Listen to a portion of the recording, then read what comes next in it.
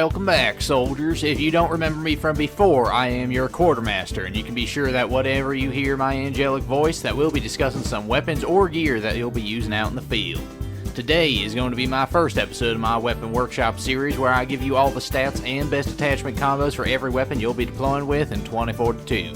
The focus of today's discussion is our starting SMG, the PBX-45. The PBX-45, if you couldn't tell from the name alone, fires 45 ACP rounds from a base 30-round magazine with one in the chamber at a respectable fire rate of 800 rounds per minute. The base damage, as determined by your suit, is 26 to the body and 52 to the head within its closest damage range of 4 meters. After that, damage drops to 22 to the body and 44 to the head between 5 and 19 meters. Next, it drops to 18 to the body and 36 to the head between 20 and 39 meters before finally reaching its minimum damage of 15 to the body and 30 to the head beyond 39 meters. Given ammunition doesn't have any effect on damage with this weapon, the only things that are affected are the ranges and rates of fire. The close quarters ammunition reduces our effective ranges by 25%, boosts our ammo to 36 rounds, and increases our fire rate to 850. All the while, the high-powered rounds boost our range by 35%, drop our ammo capacity to 20, and slow us down to 750 rounds per minute. Suppressors are weird because they'll boost your range by almost 100% up close, but will drop your overall damage per shot by 2. The long barrel doesn't seem to improve range at all, but makes the bolts more accurate. Taking all these stats into account, using the base ammunition or the extended mags, this weapon has a TTK value between 225 and 450 milliseconds. Mixing in one headshot will drop that to 150 and 300 milliseconds respectively. Using the CQC rounds, the ones with a higher fire rate, our TTK values range from 212 milliseconds to 423 milliseconds. Adding a headshot into that will change those values to 141 and 282 milliseconds. The high-powered rounds fire slower, so we get a TTK of 240 to 480 milliseconds, and adding in that headshot will make it 160 milliseconds and 320 milliseconds respectively. All in all, the ammo types don't make too much of a difference in how quickly you'll drop a target, but putting a headshot in there really shaves down that time to almost nothing. Keep that in mind.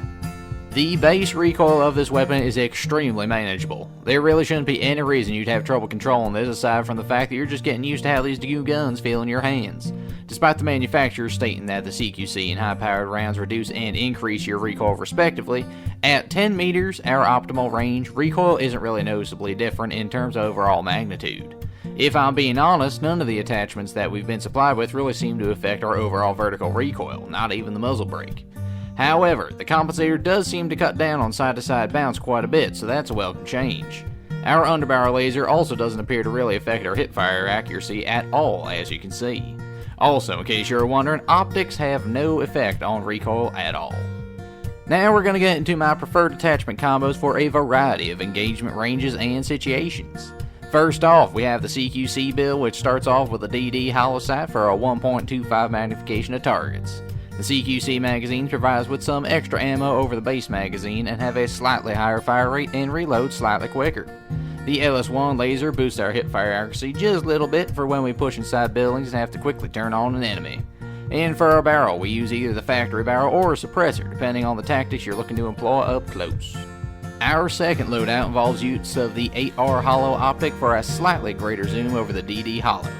I next use the extended standard magazine for a 33% increase in the ammo at the cost of reload speed. The Rattlesnake foregrip boosts our accuracy when we're on the move, and since this is a great mid-range build, strafing should always be on your mind. For this, I use the factory barrel since it's a simple, no-frills attachment for mid-range engagements. Our final combo is built more for long ranges. It uses the Shan 2.5x optic for a 2.5 times zoom. High-powered rounds give a great boost to our range while reducing our ammo, rate of fire, and reload speed. The LWG grip boosts our range while stationary, which wouldn't be a bad idea since you want to make every bullet count at those longer ranges. And we round this kit off with the long barrel for an even greater boost to our effective range. Pretty simple, folks. Combo 1 for up close, Combo 2 for mid-range and general fighting, and Combo 3 for long-range hits. Hopefully you found all this info informative and not too overwhelming. And with that, if your quartermaster did an adequate job today with this breakdown, be sure to leave him a like and subscription to show the Major that he's worthy of more viewership from you enlisted folks.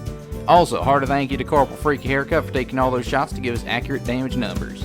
So I've been your quartermaster, and until next time, I will see you later.